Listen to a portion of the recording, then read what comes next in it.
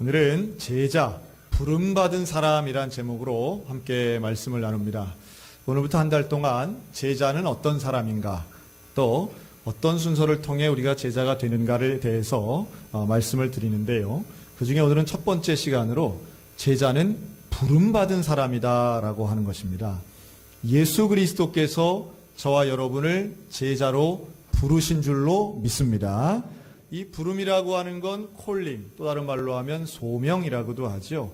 주님께서 우리를 부르신 것입니다. 마치 제자들에게 그들이 하고 있는 그 그물 옆으로, 물고기를 잡는 그 그물 옆으로 어부인 제자들 옆에 가셔서 이들이 제자 되게끔 나를 따라오라, 이렇게 말씀하신 그 예수님의 부름의 음성이 오늘 우리들 모두에게 들렸으면 좋겠습니다. 2018년을 시작하면서 사실 우리에게 관심 있는 분야가 참 많습니다. 이제 올림픽도 26일밖에 남지 않았고요. 또 경제나 안보나 모든 것이 참 중요한 때인데, 며칠 전부터 우리 신문에 또 방송에 많이 나오는 아주 낯선 단어가 하나 있습니다. 그건 바로 비트코인이라는 단어입니다. 이게 가상화폐 중에 하나인데요. 정확하게는 가상화폐도 아니고 이것은 컴퓨터 언어체계, 암호체계라고 하더군요. 사실 저는 그런 거 잘 모릅니다. 여러분 아시는 것처럼 저는 스마트폰도 쓰지 않아서, 그리고 주식 투자도 단 한 번도 해본 적이 없어서 이게 어떤 원리로 되는지는 잘 모릅니다. 괜히 아는 척하는 건 되게 우스운 얘기지요. 그리고 이게 어떤 분이 얘기하는 것처럼 투기인지, 또 어떤 분이 얘기하는 것처럼 미래의 정말 유망한 기술 산업인지, 또 앞으로 이렇게 큰 흐름으로 가는지는 저는 잘 모릅니다. 하지만 분명한 것은 이러한 암호체계나 화폐를, 가상화폐를 보고 있는 젊은이들의 태도에는 분명한 문제가 있다라고 생각이 듭니다. 하여튼 신문에만 나온 것을 종합해보면 그런 겁니다. 그게 어떻게 채굴을 하는지는 잘 모르겠지만 몇 시간씩 컴퓨터 앞에 앉아서 그걸 열심히 하다 보면 뭐 얼마씩을 얻는데요. 근데 그 하나가 지금 2,500만 원 정도.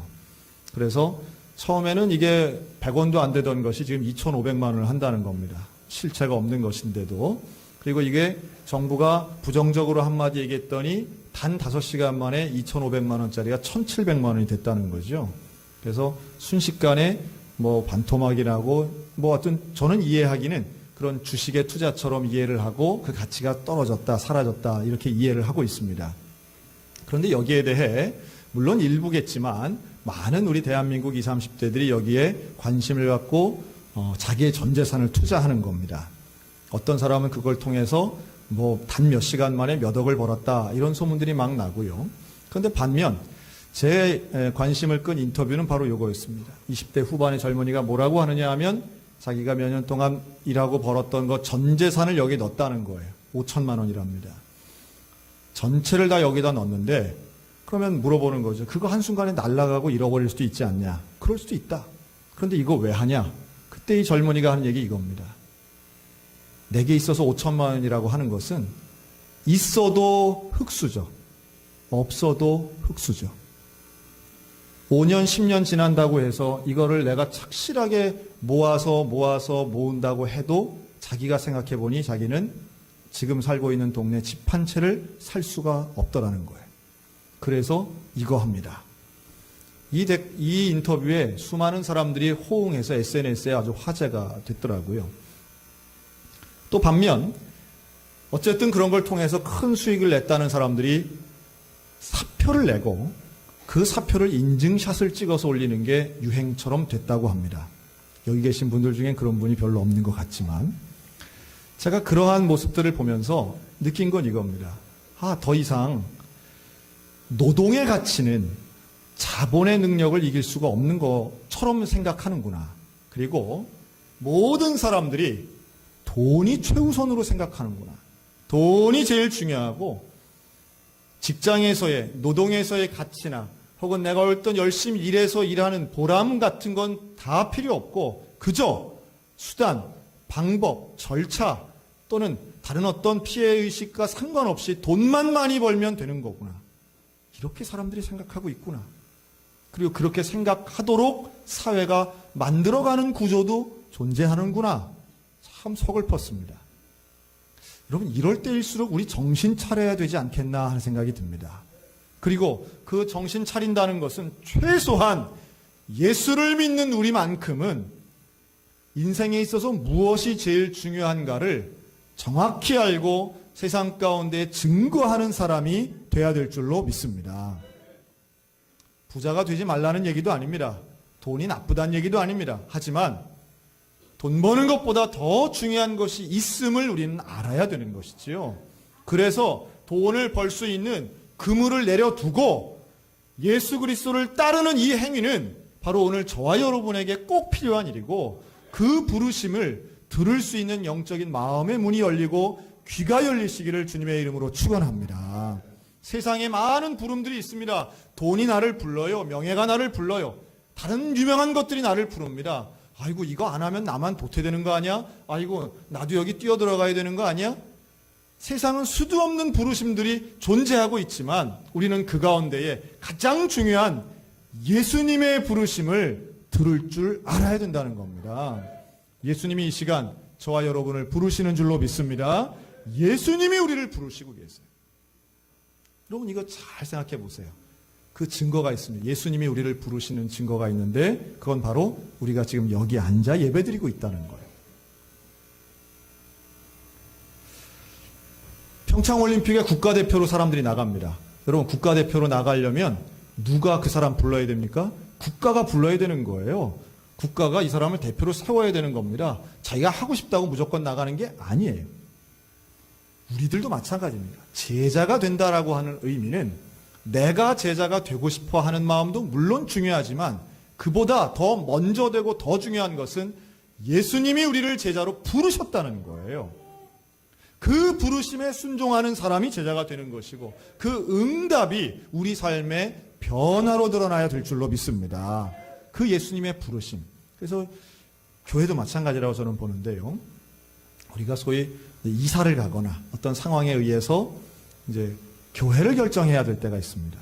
그러니까 요즘 분들은 아주 교회를 너무 잘 알다 보니까 교회를 결정할 때도 우선 뭐 가서 목사님 설교 들어보는 건 기본이죠. 아마 지금 여기 자리에도 그런 분이 혹시 계실지 모르겠습니다. 우리 교회도 참 많이 오시는데 그 교회 홈페이지 찾아보는 거 기본이죠. 그리고 주차장 시설도 보고요. 때로는 어떤 분은 밥을 또 먹어본답니다. 네. 제가 들어본 얘기 중에 그런 것도 있더라고요. 예배 시간에 얼마나 회중이 좋는지 안 좋는지 본대요. 신기하죠?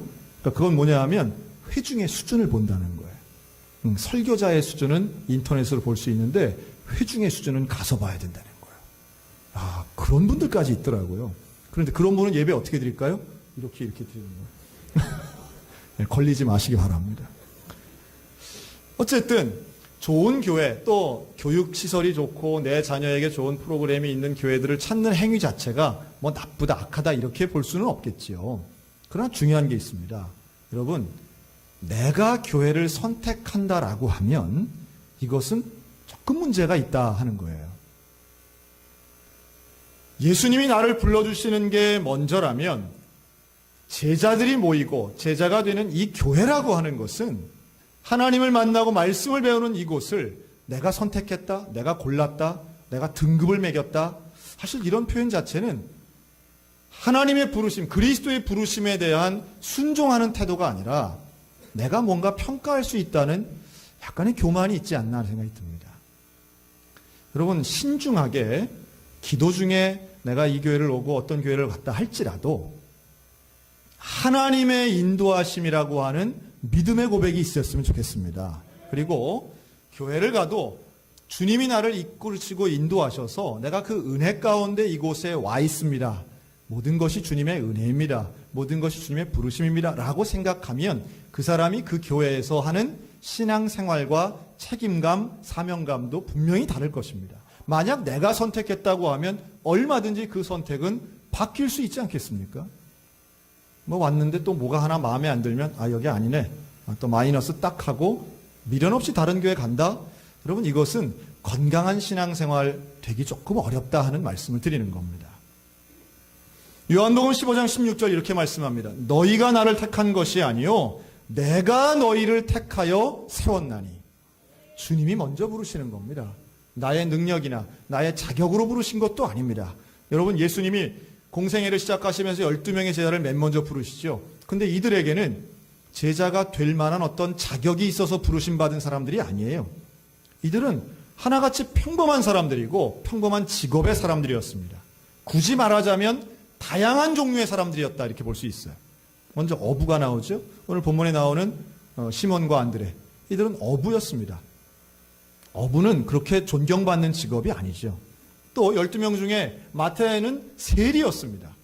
이 세리는 유대인들에게 물론 돈은 좀 많이 버는 직업이었지만 역시 존경받고 인정받는 직업이 아니었습니다. 또 이들 중에는 젤롯이라고 해서 열심당원이 있었습니다. 이 열심당원은 로마로부터 독립하고자 무장봉기를 일으켰던 과격한 사람들을 의미하는 겁니다. 그래서 베드로가 말고의 귀를 칠 때 갑자기 칼이 나오지 않습니까? 이들은 칼을 들고 다니기도 하고 열심히 있게 어떤 해방을 위해서 과격한 방법도 써야 된다고 주장했던 사람들도 예수님의 제자 속에 있었습니다. 오늘날로 치면 보수도 있고 진보도 있고 좀 극단적인 사람들도 이 안에 있었다고 봐야죠. 또 이들 중에는 가룟 유다가 있었습니다. 가룟 유다는 예수님을 판 배신한 제자죠. 근데 성경은 그를 향하여 유다는 돈을 사랑한 자라고 말해요. 그러니까 돈을 사랑하고 별로 그렇게 존경받지 못한 직업, 때로는 과격한 사람까지도 있었던 조직이 예수님의 제자들이었어요. 여러분, 우리가 예수 믿게 된 것은 내가 갖고 있는 능력이나 자격 때문이 아니라 예수님이 불러주신 은혜 때문인 줄로 믿습니다. 그 부르심에 응답하는 사람이 제자가 되는 거예요. 무슨 대단히 내게 어떤 불러줄 만한, 초청받을 만한, 제자가 될 만한 그런 자격이 있는 게 아니기 때문입니다. 그러면 이렇게 부르신 목적이 있겠죠. 여러 가지로 말할 수 있지만 하나만 이야기한다면 한번 따라 하실까요? 부르심의 목적은 구원입니다. 예수님이 우리를 제자로 불러주신 이유는 구원받기 위함이에요. 예수님이 승천하시면서 마지막까지도 하신 말씀은 너희는 모든 민족으로 제자를 삼으라고 말씀하죠. 이들에게는, 안드레에게는 뭐라고 말씀하십니까? 내가 너희를 사람 낚는 어부가 되게 하리라. 사람 낚는 어부는 뭐예요? 전도하는 사람. 다른 사람을 주님 앞으로 인도해내는, 영혼을 구원하는 사람으로 만들어주겠다라고 하시는 거죠. 여러분, 이렇게 예수님이 하시는 그 말씀 가운데 한번 장소를 생각하고 표현을 생각해 보면 예수님은 왜 사람 낚는 어부라는 표현을 쓰셨을까요? 이들의 직업이 어부였기 때문입니다. 예수님이 찾아가셔서 예수님이 이들에게 가장 합당한 표현으로 말씀하시고 권면하시는 거죠. 그리고 선포하십니다. 그랬더니 이들이 얼른 따라갑니다.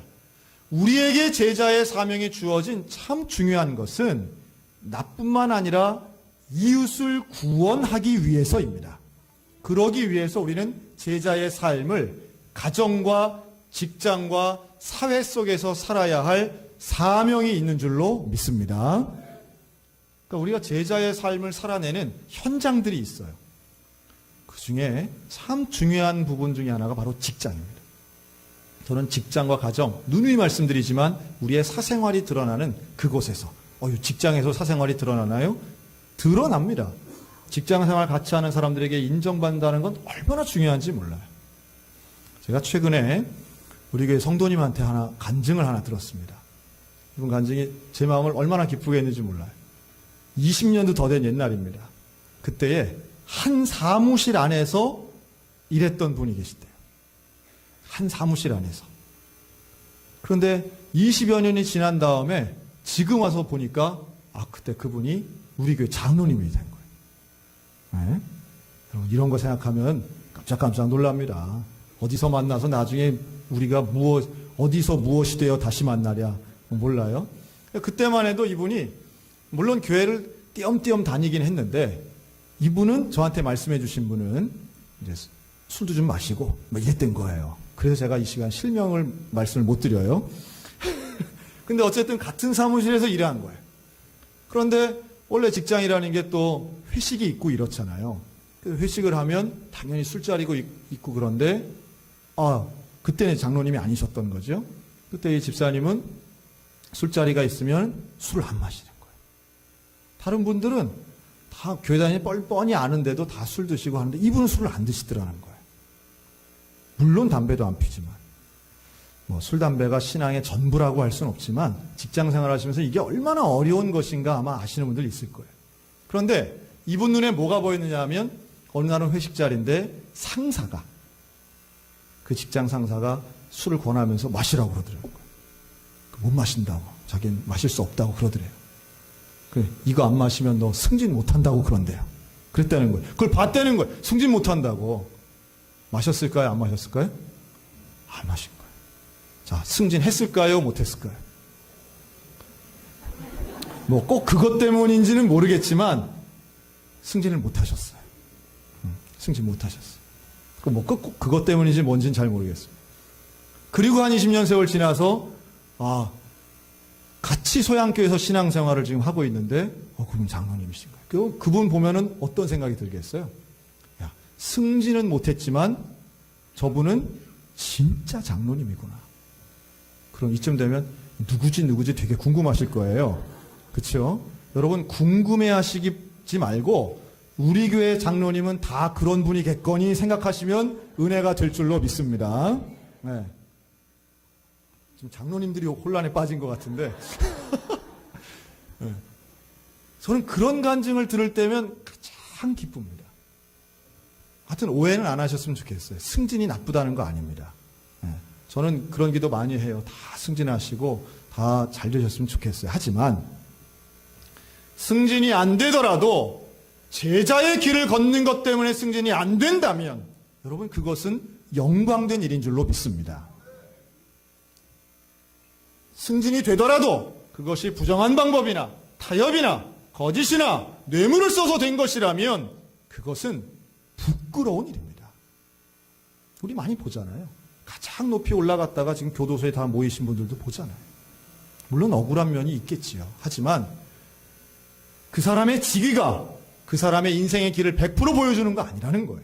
더더군다나 예수님의 부르심을 받은 사람들이 제자의 삶을 산다는 것은 그 사람의 직책이나 직위가 증명하는 게 아니라 사생활을 아는 사람들이, 그의 삶을 아는 사람들이 가정이나 직장이나 지금 당장은 아닐지라도 10년, 20년 후에 증언하는, 아니 우리가 이 땅의 삶을 마친 후에 하나님 나라에 갔을 때에 하나님께서 분명히 인정하시는 그 길, 여러분 그 길이 제자의 길인 줄로 믿습니다. 그래서 우리는 이 땅 가운데 부르심의 목적을 충실하게 이행하는 그 제자의 길을 걸어가야 되는 거예요. 그 길을 걸어가는 방법, 한 세 가지로 한번 정리를 해봤습니다. 이게 예수님의 부르심에 응답하는 사람들, 제자의 길을 걸어가는 사람들의 세 가지 모습은, 첫째는 섬김입니다. 섬김. 다른 사람을 섬기는 거예요. 예수님도 섬김의 삶을 사셨습니다. 그래서 아픈 병자 고쳐주시고요, 배 줄인 자를 먹이신 거예요. 섬김과 봉사는 물론 그 근본에는 사랑이 있고 전도하는, 그래서 복음을 증거하려고 하는 목적이 있지만 그 모습은 섬김으로 드러나야 됩니다. 여러분 우리 소양교회가 더 많은 섬김의 태도로 하나님 맡겨주신 제자의 사명을 감당했으면 좋겠습니다. 그리고 어제 우리 도청 기독 선교인 회하고 제가 그 선교회의 지도 목사로 되어 있습니다. 그래서 저도 거기 참여해서 우리 소양교회 장로님 또 안수 집사님 몇 분 하고 어제 뭘 했느냐 하면 연탄 나르기 행사를 했습니다. 굳이 그걸 우리 장로님들도 같이 가서 한 것은 우리 교회도 연말에 이제 그걸 또 하려고 하는 준비하는 입장에 있어서 그걸 같이 가서 했어요. 그래서 뭐 긴 시간 아니었습니다. 한 1시간여 동안 연탄 1000장을 이제 나르는 그런 일이었는데요. 바로 우리 교회 근처 요선동에 있는 기왓골에 있는 집 10여 채에 이렇게 10여 가구에 이제 연탄을 날랐습니다. 저도 뭐 그 골목으로는 처음 들어가 봤는데 아주 골목이 좁고 또 집까지는 골목을 여러 번 꺾어야 이제 집이 되더라고요. 그리고 집 한 채에 가구가 평균 6가구에서 한 10가구 정도 이렇게 대부분이 이제 독거인들이십니다.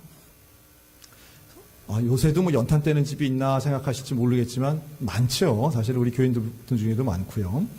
그래서 이제 어제 이제 모였는데요. 거기 모인 중에 제가 좀 인상 깊게 본 것은 그 도청선교회에 우리 뭐 권사님 장로님들 자녀들이 온 거예요.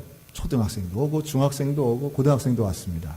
아이들에게 물어봤어요. 제가 야, 너희들 이렇게 기특하다 하면서도 물어보니까 얘네들은 평생 동안 단 한 번도 연탄을 떼본 적이 없는 사람들. 그렇죠? 되게 그렇잖아요. 아마 우리들 자녀들도 그런 애들이 많을 겁니다. 연탄이 뭔지 잘 몰라요. 저는 서울 강남에 살아도 고등학교 때까지 연탄 갈면서 학교를 다녀서 그게 이제 연탄불 끄는 거 정도는 압니다. 끄는 게 아니라 켜는 거. 근데 또 한 명, 또 한 무리가 있었습니다. 우리 교회 도청선교회 말고 또 한 무리가 있었는데 봉이고등학교 남자애들 4명이 온 거예요. 이제 3학년 올라가는 아이들인데 4명이 온 거예요.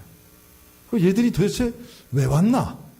물어보니까 얘네들끼리 봉사하고 싶어서 왔다는 거예요. 남자애들인데.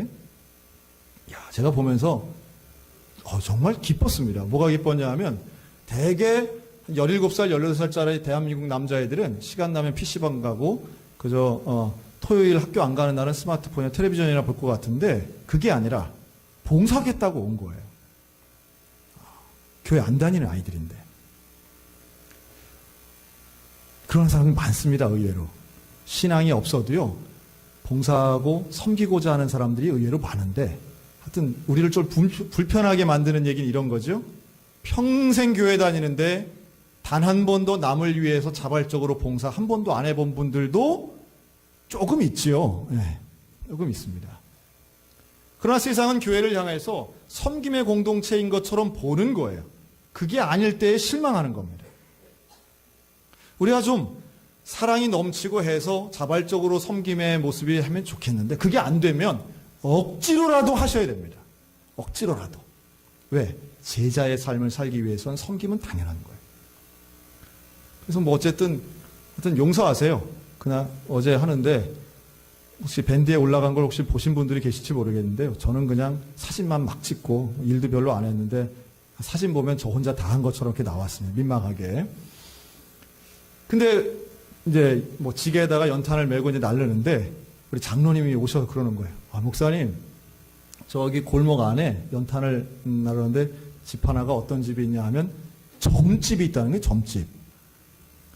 점쟁이 할머니한테 그 집에 이제 우리 연탄을 지금 주고 있다는 거예요. 자, 여러분 제가 질문하겠습니다. 점쟁이, 무당 이런 사람들은 겨울에 얼어 죽어야 됩니까? 아니면 그런 분들도 도와드려야 됩니까? 그냥 우상 섬기는 저런 것들은 그냥 싹 밥이고 돈이고 하나도 안 줘서 그냥 굶겨 죽여야 될까요? 아니면 그런 분들도 따뜻하고 배부르게 살도록 도와드려야 될까요? 당연한 겁니다. 여러분 여기에 어떤 다른 것이, 다른 조건이 들어갈 수 없는 겁니다. 예수님 말씀하셨죠. 이방인이나 헬라인이나 유대인이나 누구에게나 복음은 필요한 것이고 우리의 섬김과 우리의 구제나 우리의 봉사는 종교, 인종, 민족, 지역, 나이, 세대 아무것도 상관없이 우리는 전하고 섬기고 베풀어야 할 의무와 사명이 있는 줄로 믿습니다. 이게 우리가 해야 할 섬김의 기본적인 자세인 거예요.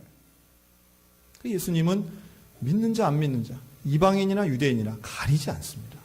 아니 오히려 죄인이라고 손가락질 받는 사람은 오히려 찾아가서 사마리아 여인도 만나시고요.